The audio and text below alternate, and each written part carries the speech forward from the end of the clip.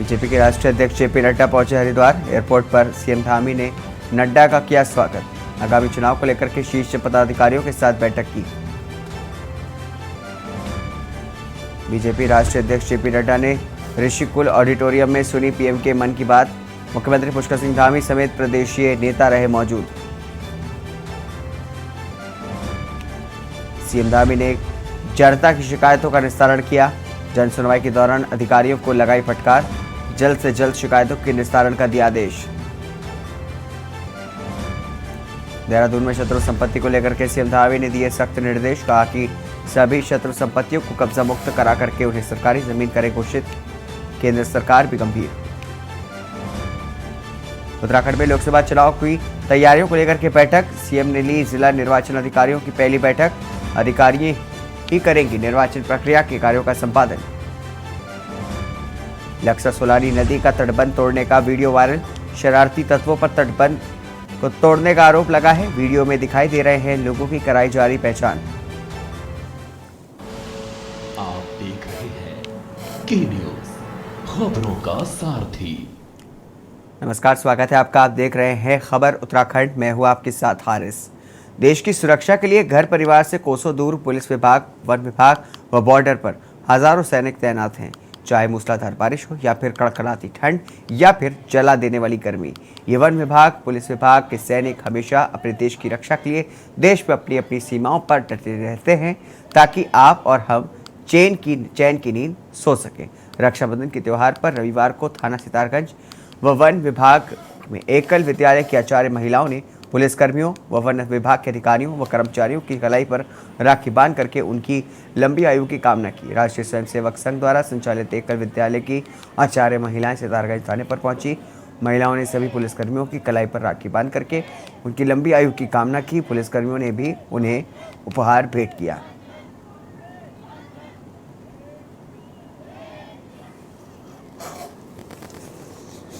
त्योहार आ गया है और एकल परिवार की जो बहनें हैं, जो दूर दूर गांव के अंदर जो है काफ़ी कार्य करके बच्चों को पढ़ाती हैं। और एकल परिवार का एक उद्देश्य रहा है हमारा कि जो हमारे जो सरकारी अधिकारी हैं, कर्मचारी हैं, जो देश की सेवा में लगे हुए हैं, ख़ासतौर से एसएसपी कैंप हो गया, पुलिस विभाग हो गया, वन विभाग हो गया, ऐसे तमाम जो हमारे विभाग हैं जो अपने परिवारों से दूर रह करके हमारे देश की सेवा में लगे हुए हैं और वो अपने परिवार के अंदर पहुँच करके और उस त्यौहार को नहीं मना पाते हैं। तो हमारे जो एकल अभियान है उसके अंतर्गत निर्णय लिया गया कि हर वर्ष हमारी एकल की बहनें इन परिवारों में पहुंच करके उन भाइयों को रक्षा सूत्र बांधेंगी जिनकी कलाइयाँ सूनी रह जाती हैं इस त्यौहार पर।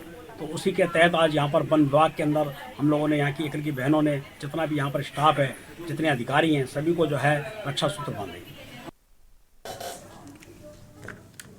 अगली खबर आपको बता दें, काशीपुर से सामने आ रही है, जहाँ पर काशीपुर में राजनीतिक दंगल शुरू होने में बहुत थोड़ा सा समय बचा है। इससे पूर्व क्षेत्र के तमाम सियासतदान अपने दांव से मजबूत होने के लिए गुण अवगुण प्राप्त करने में मशगूल हैं। तो वहीं इससे पूर्व हकीकी दंगल का आयोजन किया गया, जिसमें देश भर से काशीपुर पहुंचे पहलवानों ने अपने अपने दांव और ताकत का मुजाहरा किया। इलाके के अमन पसंद लोगों ने हिंदू मुस्लिम एकता को बल देने और नशा छोड़ो, खेल से नाता जोड़ो पर एक कदम आगे बढ़ाते हुए क्षेत्र के सरवर खेड़ा इलाके में बीती शाम उक्त 2 दिवसीय दंगल का आयोजन किया। कार्यक्रम के शुभारंभ को मुख्य अतिथि के तौर पर पहुंचे भारत भाजपा नेता और काशीपुर नगर निगम मेयर पद के दावेदारों में ताल ठोके रहे दीपक बाली एवं सोहता अस्पताल के स्वामी, मौजूदा वरिष्ठ चिकित्सक और नामी पहलवान रहे डॉक्टर रवि सोहता ने संयुक्त रूप से फीता काट करके कुश्ती दंगल का शुभारंभ किया।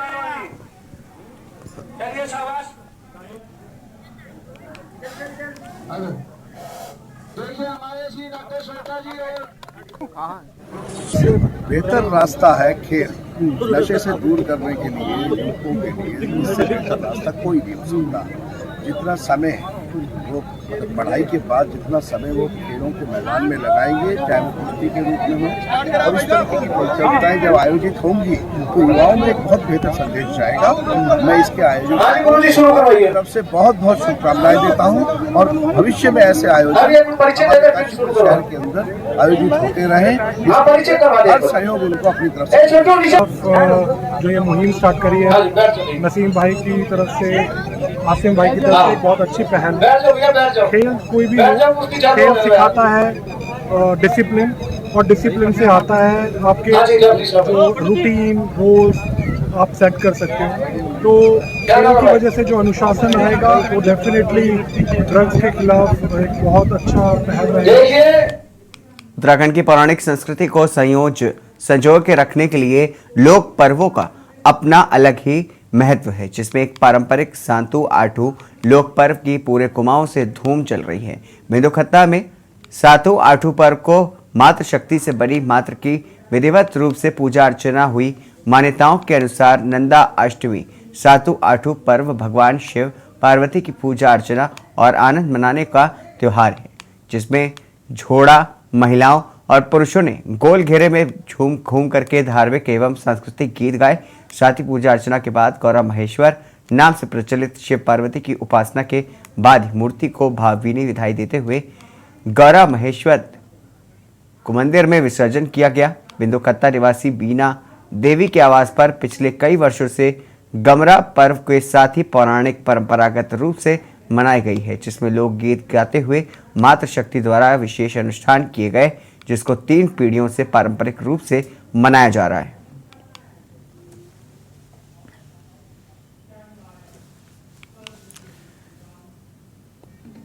भारतीय जनता पार्टी के राष्ट्रीय अध्यक्ष जेपी नड्डा 1 दिवसीय हरिद्वार दौरे पर हैं। हरिद्वार पहुंच करके जेपी नड्डा ने प्रधानमंत्री ऋषिकुल ऑडिटोरियम में नरेंद्र मोदी के मन की बात कार्यक्रम में शिरकत की। इस दौरान उनके साथ उत्तराखंड के मुख्यमंत्री पुष्कर सिंह धामी, प्रदेश प्रभारी दुष्यंत कुमार गौतम, प्रदेश अध्यक्ष महेंद्र भट्ट और कैबिनेट मंत्री सतपाल महाराज समेत बड़ी संख्या में भाजपा कार्यकर्ता मौजूद रहे। प्रदेश प्रभारी दुष्यंत कुमार गौतम ने कहा कि प्रधानमंत्री नरेंद्र मोदी के मन की बात कार्यक्रम का 104वां पूरा एपिसोड करके रिकॉर्ड कायम किया है और ऐसा रिकॉर्ड वाले वो भारत ही नहीं बल्कि विश्व के पहले प्रधानमंत्री हैं। साथ ही उन्होंने दावा किया कि भारतीय जनता पार्टी 2024 लोकसभा चुनाव के लिए पूरी तरह से तैयार है। आपको बता दें कि आज देव संस्कृति विश्वविद्यालय के G20 सम्मेलन के तहत आयोजित वसुदेव कुटुंबकम कार्यक्रम में छात्रों के साथ संवाद करेंगे और उसके बाद बीजेपी कोर कमेटी की बैठक भी लेंगे। मन के बाद प्रधानमंत्री देश को बढ़ता हुआ जनाधार एवं संस्कृति युवाओं के अंदर जो आज की तारीख में देश के प्रति रुझान पैदा हो रहा है। देश में हमारी क्या चुनौती है, देश में क्या चुनौती है। देश के मानस को निर्माण करने में बहुत बड़ा योगदान मिलता है, नॉन पॉलिटिकल होता है और मेरे ख्याल विश्व में रिकॉर्ड बना है कि पहले ही प्रधानमंत्री ने 104वां एपिसोड किया है। ये लोग जितना प्यार उनको कर रहे हैं, मुझे साफ साफ जाहिर दिखाई देता है कि आने वाले समय के अंदर उनके संस्कृति का जो आह्वान किया है वो आगे बढ़ेगा। कोर कमेटी की बैठक भी होने वाली है, कोर ग्रुप की बैठक होगी, सभी मुद्दे होंगे। एक राजनीतिक रुकेंगे एक छोटे से ब्रेक के लिए। ब्रेक के बाद जल्द हाजिर होंगे। ब्रेक के बाद स्वागत है आपका। डोईवाला कोतवाली क्षेत्र के बालावाला क्षेत्र में 9 दिन पहले बुजुर्ग महिला के गले से बता दें कि 2 बाइक सवारों ने सोने की चेन लूट ली थी और फरार हो गए थे। आज डोईवाला कोतवाली में एसपी देहात ने पत्रकार वार्ता करते हुए चेन लूट का खुलासा किया। मामले का खुलासा करते हुए एसपी देहात ने बताया कि डोईवाला कोतवाली क्षेत्र के बुजुर्ग महिला के गले से 2 बाइक सवारों ने सोने की चेन लूट ली थी और फरार हो गए थे। मामला दर्ज करके पुलिस ने तत्परता दिखाते हुए चेन लूट का खुलासा करते हुए दोनों बाइक सवार लुटेरों को गिरफ्तार किया और आरोपियों से लूटी हुई चेन और घटना में प्रयोग की गई बाइक को भी बरामद करके सीज कर दिया है, जबकि दोनों आरोपियों को कोर्ट में पेश करके जेल भेजने की कार्रवाई की जा रही है।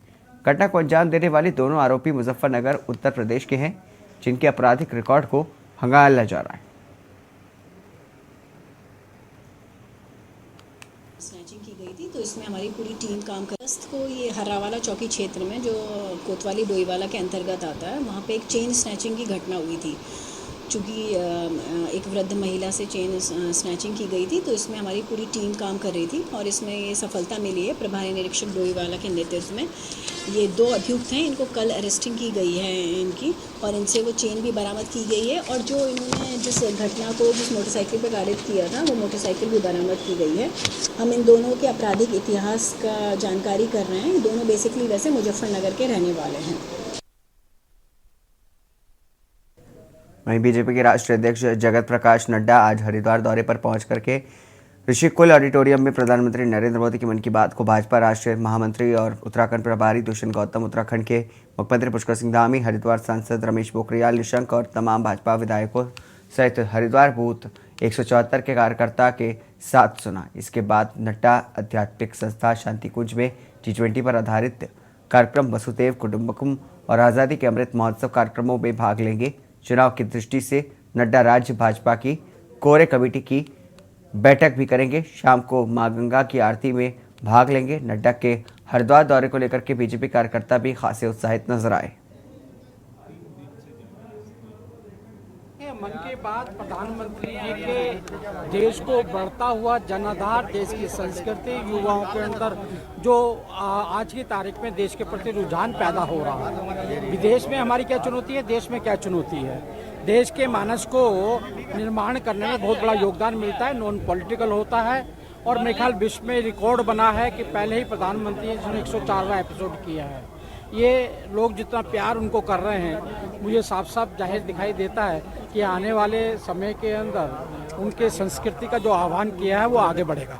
कोर ग्रुप की बैठक होगी, सभी मुद्दे होंगे। एक राजनीतिक दल है तो राजनीति के मुद्दे सारे रहने वाले हैं। उसमें 2024 भी रहेगा और बाई इलेक्शन भी हो सकता है और कुछ और भी चुनाव होंगे। सभी विषयों में बात की जाएगी। हमें मुद्दों की आवश्यकता नहीं होती। हम लगातार हर साल एक साल बेमिसाल जनता के बीच में रहते हैं, सेवा भाव से रहते हैं और उतनी ही तैयारी करनी होती है जैसे बच्चा आखिरी महीने में एग्जाम से पहले तैयारी। अगली खबर लक्सर से आपको बता दें, जहाँ पर क्षेत्र में सोशल मीडिया पर सोलानी नदी का तटबंध तोड़ने का वीडियो वायरल हो रहा है। वायरल वीडियो में दावा किया जा रहा है कि जिस तटबंध के रास्ते लक्सर क्षेत्र में बाढ़ आई थी उसे कुछ शरारती तत्वों ने जानबूझ करके तोड़ा था। वहीं अब वीडियो वायरल होने के बाद पुलिस प्रशासन और प्रशासन ने मामले की जाँच शुरू कर दी है। वायरल वीडियो के आधार पर वीडियो में दिखाई दे रहे लोगों की पहचान भी कराई जा रही है।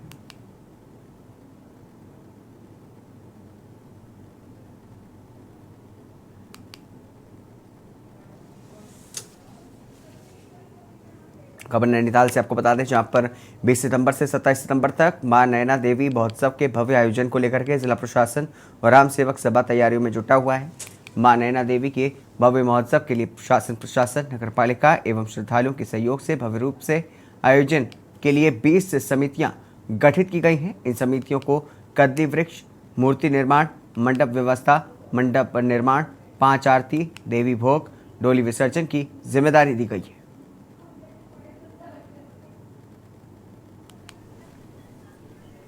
राम सेवक सभा के द्वारा जो इसकी जो तिथि निर्धारित की गई है मां नंदा देवी अष्टमी मेले की, वो 20 सितंबर से 27 सितंबर तक के बीच में ये मेला आयोजन किया जाएगा। इस मेले के सफल आयोजन हेतु जिलाधिकारी महोदय द्वारा एक अपनी अध्यक्षता में इसकी एक सभी विभागों के साथ एक बैठक ले ली गई है, जिसमें हमें कुछ दिशा निर्देश भी प्राप्त हुए हैं, जैसे कि विशेषकर रूप में सफाई के रूप में और सिंगल यूज़ प्लास्टिक का प्रयोग ना करने के विशेष फोकस करने का किया गया है, निर्देश प्राप्त हुए हैं। साथ ही नगर पालिका के द्वारा इस मेले के सफल आयोजन हेतु जो भी टेंडर प्रक्रिया होती है, जैसे कि हमारी दुकानों का, झूलों का, लाइट, साउंड सिस्टम, इन सब की प्रक्रिया हमारी शुरू हो गई है और वो समय पूरी हो जाएगी। मेला शुरुआत होने से पहले ही नगर पालिका के द्वारा और भी जितनी भी समुचित व्यवस्थाएं हैं, जैसे कि डीएसए का जो ग्राउंड है उसमें कई जगह पे जैसे गड्ढे हो गए हैं, वहाँ पे रेता बजरी रोड़ी डलवा के उसको समतल कर दिया जाएगा। और साथ ही नगर पालिका के द्वारा एक पूरा प्रयास किया जाएगा कि इस मेले को बहुत सफल आयोजन किया जाए। सितारगंज के एक निजी होटल में बरेली की संस्था ग्लोबल एजुकेशन की ओर से कार्यक्रम का आयोजन किया गया, जिसमें विद्यार्थियों को विदेश में पढ़ाई की योजनाओं की जानकारी और महत्वपूर्ण सुझाव दिए गए। साथ ही कार्यक्रम में मौजूद संस्था की ओर से एक्सपर्ट द्वारा विद्यार्थियों की मुफ्त काउंसलिंग की गई है। साथ ही संस्था की ओर से विदेशों में पढ़ने का सपना रखने वाले बच्चों को सही सलाह दी गई। बता दें कि ग्लोबल एजुकेशन टैलेंट संस्था विदेश में पढ़ने और कैरियर बनाने के लिए सपने को बगैर किसी व्यवधान के साथ ही साबित करने में लगा हुआ है। वहीं ग्लोबल एजुकेशन टैलेंट की ओर से विद्यार्थियों को विदेश में पढ़ाई करने का सही रास्ता बताया जा रहा है। वहीं ग्लोबल एजुकेशन संस्था जगह जगह सेमिनार के माध्यम से विद्यार्थियों को विदेश में पढ़ाई के बारे में समझा रही है। वहीं क्षेत्र के विद्यार्थियों से ग्लोबल एजुकेशन संस्था के एक्सपर्ट ने अपील की कि विदेश में पढ़ाई करने के सपने को साकार करने से पहले ये जान ले कि किस यूनिवर्सिटी में और किस कोर्स के लिए पढ़ाई करने जा रहे हैं। आप लोगों ने देखा होगा कि सितारगंज में कंसल्टेंसीज तो काफ़ी सारी हैं, लेकिन हमारी जो कंसल्टेंसी है ग्लोबल एजुकेशन टैलेंट, थोड़ी डिफरेंट, हम डिफरेंट प्लेटफॉर्म पे वर्क कर रहे हैं। जो और कंसल्टेंसी यहाँ पे वर्क कर रही है, बच्चे को आइल्स के लिए फ़ीस चार्ज कर रही है, बाहर विदेश में भेजने के लिए फ़ीस चार्ज कर रही है, लेकिन हमारा काम करने का तरीका बिल्कुल अलग है। हम बच्चे को आइल्स प्रोवाइड कर रहे हैं, इसके साथ साथ PTE प्रोवाइड कर रहे हैं, और सर जो हम बच्चों को विदेश भेजने का जो हमारा पूरा प्रोसीजर है उसके लिए हम कुछ भी चार्ज नहीं कर रहे हैं। रुकेंगे एक छोटे से ब्रेक के लिए, ब्रेक के बाद जल्द हाजिर होंगे। आप देख रहे हरिद्वार रोड मोहल्ला निवासी एक व्यक्ति पर उसके साथ गाड़ी खरीदने के समय किए गए वादे से मुकरने का आरोप लगाते हुए उपजिलाधिकारी से शिकायत की। उपजिलाधिकारी ने मामले में जांच करके कार्रवाई का भरोसा ग्रामीणों को दिया है। बता दें कि लक्सर कस्बे के वार्ड नंबर 4 निवासी ने उपजिलाधिकारी गोपाल सिंह चौहान को पत्र देकर के बताया कि उसने वर्ष 2017 में लक्सर कस्बे के हरिद्वार रोड मोहल्ला के एक व्यक्ति से 19 लाख रुपए में मैं लाइन के एक गाड़ी खरीदी थी, जो कि लक्सर ट्रक ऑपरेटर्स एसोसिएशन पर लगी हुई थी। उनका कहना है कि उसके बाद उक्त गाड़ी की कंडीशन चलने लायक नहीं रही, तो उसने उसे गाड़ी को बेच करके नई गाड़ी के लिए गाड़ी कंपनी से बातचीत की। अब उसकी गाड़ी आने वाली है। शमीम का आरोप है कि इसी बीच जिस व्यक्ति से उसने मैं लाइन के गाड़ी खरीदी थी, उसने यूनियन पर अपना दूसरी गाड़ी खरीद करके लगा दी है।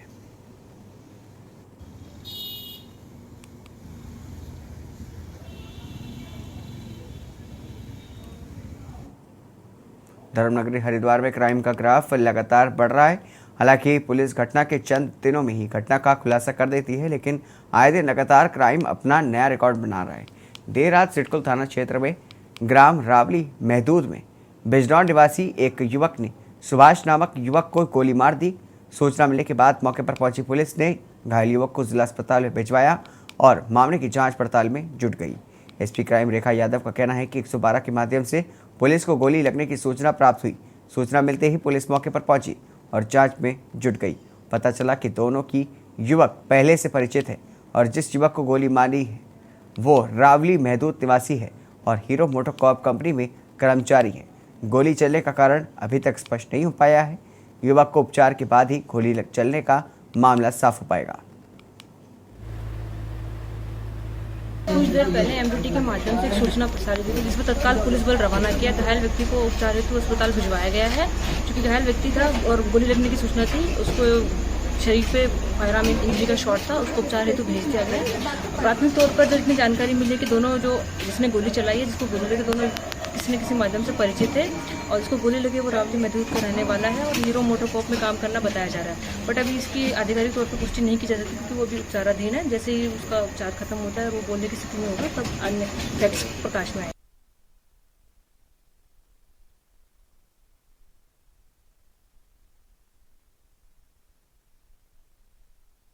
सितारगंज में नगर पालिका अध्यक्ष और सफाई निरीक्षक पर उत्पीड़न का आरोप लगाते हुए सफाई कर्मियों ने प्रदर्शन किया। इस दौरान उन्होंने हाथों में काले फीते बांध करके सांकेतिक विरोध जताया।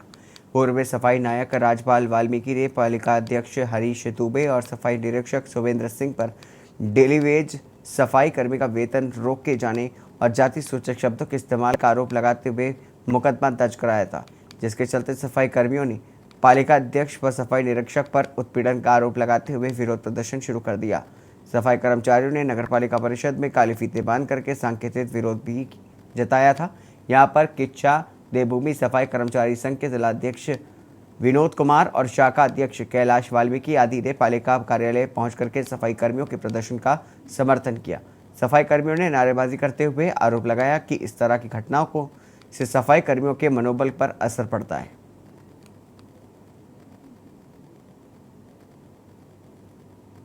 एक समाज के साथ है, समाज के नाते मैं हर तरीके से इनके साथ कंधे से कंधा मिला करके चलूँगा। मेरा संगठन चलेगा और मैं तो ये चाहता हूँ कि इसमें जो भी दोषी हो उसको सज़ा मिलनी चाहिए और उसमें जो है जांच पुख्ता तरीके से, प्रमुख तरीके से जांच करनी चाहिए, क्योंकि ये उत्पीड़न यही नहीं है, हमारे कर्मचारी के साथ, हमारे समाज के साथ इस तरीके का उत्पीड़न हर जगह देखने को मिल रहा है। लेकिन इसमें अब समाज हमारा पीछे नहीं है। अब हमारा समाज हर तरीके से डट के मुकाबला करने के लिए तैयार है। जब जब इसका शोषण होगा तब तब हम इसी तरीके से विरोध करते रहेंगे हमेशा। यदि जांच निष्पक्ष रूप से नहीं होती है तो हमारा समाज सितारगंजी नहीं है। रामनगर में सड़क हादसे में नैनीताल जनपद में बंदी रक्षक पद पर तैनात एक पुलिसकर्मी की सड़क दुर्घटना में दर्दनाक मौत हो गई। घटना की जानकारी मृतक के परिजनों को दी गई है। घटना के संबंध में जानकारी देते हुए कोतवाली के SSI मोहम्मद यूनुस ने बताया कि आज दोपहर 112 पर किसी व्यक्ति द्वारा सूचना दी गई थी कि रामनगर हल्द्वानी मार्ग के समय बेलगढ़ के पास एक बाइक सवार को अज्ञात ट्रक चालक ने टक्कर मार करके घायल कर दिया है। घायल बाइक सवार को उपचार के लिए स्थानीय सरकारी अस्पताल ले जाया गया, जहां पर चिकित्सकों ने उसे मृत घोषित कर दिया। उन्होंने बताया कि मृतक के शव का पोस्टमार्टम करने की कार्रवाई की जा रही है तथा घटना की जानकारी परिजनों को दे दी गई है और पुलिस मामले की जानकारी कर रही है। ये 112 को सूचना मिली थी लगभग 1 घंटा पहले 2-2:30 बजे करीब। तो उसमें एक मोटरसाइकिल और एक ट्रक का एक्सीडेंट होने की सूचना थी, जिस पे मौके पे 112 गई थी। वहाँ पे एक बाइक सवार जो चंद्रशेखर सन ऑफ हरि प्रसाद निवासी अल्मोड़ा एड़ा गांव का है, बताया जा रहा है कि वो बंदी रक्षक है हमारी ज़िले में जेल पुलिस में। बाकी जाँच चल रही है, उसमें देखते हैं कौन है क्या है। इसी के साथ उत्तराखंड की खबरों में बस इतना ही। दीजिए इजाज़त, नमस्कार।